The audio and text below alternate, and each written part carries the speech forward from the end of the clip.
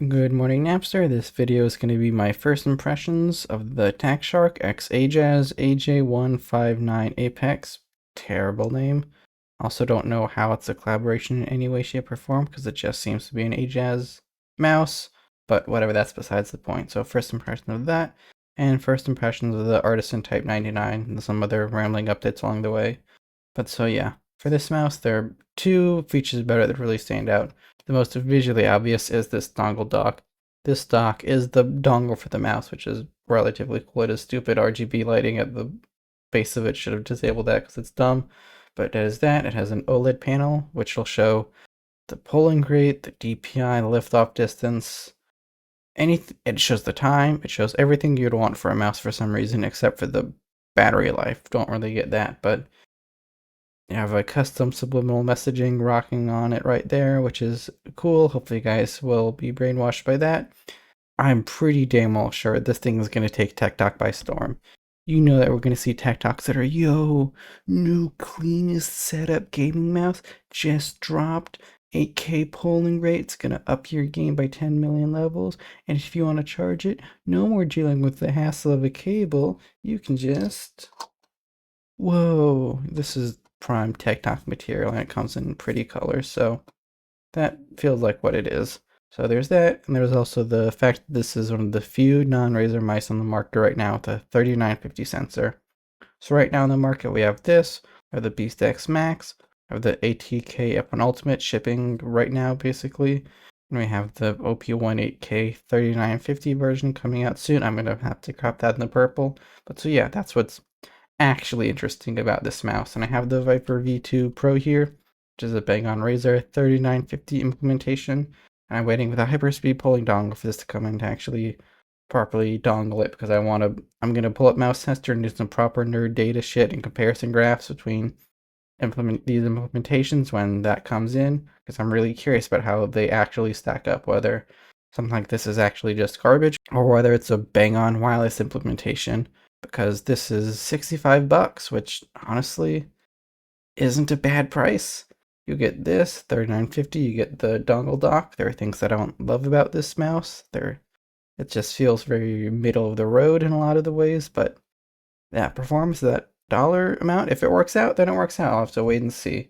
But so far, the sensor feels pretty damn good to me. I have to say, first impressions, just playing a little bit of Fortnite. Don't really have any issues, just feels really rock solid, which I'd like to see. And in terms of the shape, it's a relatively standard shape, nothing new and innovative. It's got similar hump profile to stuff like the Pulsar X2 and medium and the Lamzu mice like that, so it's got a back hump not too aggressive, good for clawing if you have medium or small hands. So clawing this feels relatively natural to me, feels easy, although I do not really like how curved the sides are personally, especially for a fingertip grip. Those curved sides are just a no-go. It feels awkward there. Something like the Hottie X. It's a fingertip mouse and has really curved sides, and I love it, but that's because the weight is just so light that it just kind of nullifies the curved sides for me. It's hard to explain. Whereas this, it's 56 grams. That's not heavy, that's not a chonker, but it's relatively heavy compared to other stuff on the market if you know where to look. So for fingertip, for me, that's kind of a deal breaker. I'd like it to be a little bit lighter for that, but hey, this isn't trying to be a super lightweight mouse. It's not hold or anything. It's got extra weight for the dongle and stuff on there, so this isn't trying to be the most lightest weight shape, and I can't really knock it for that too badly.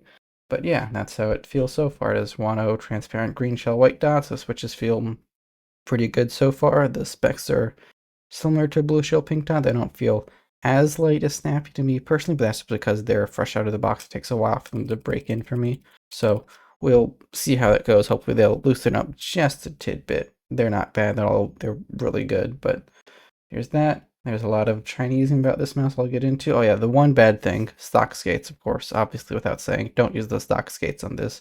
I have Jade Donuts on there. Infinitely better experience.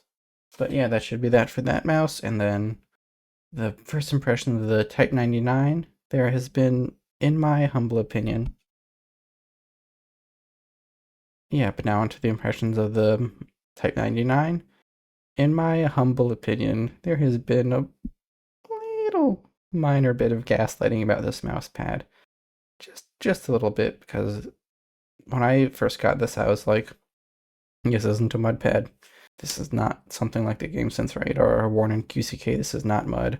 But I don't have the best frame of reference for that. So like talking to other people, and a lot of other people I'm talking to agree that this is not a mud pad.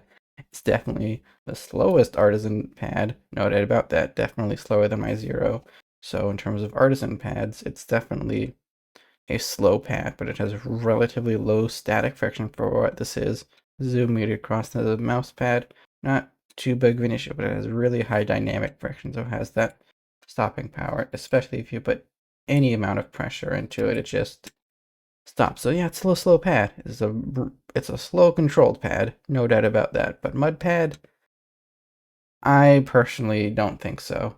And yeah, there's that. I have blue shell pink dots from AliExpress that I'm going to throw into my Beast X Mini just to see if they're better than the TTC Niles, which I don't hate. I really like them, but hey, gotta swap that out because that's what they were supposed to that's what they were supposed to ship with, and I'm just curious of how much more I like them.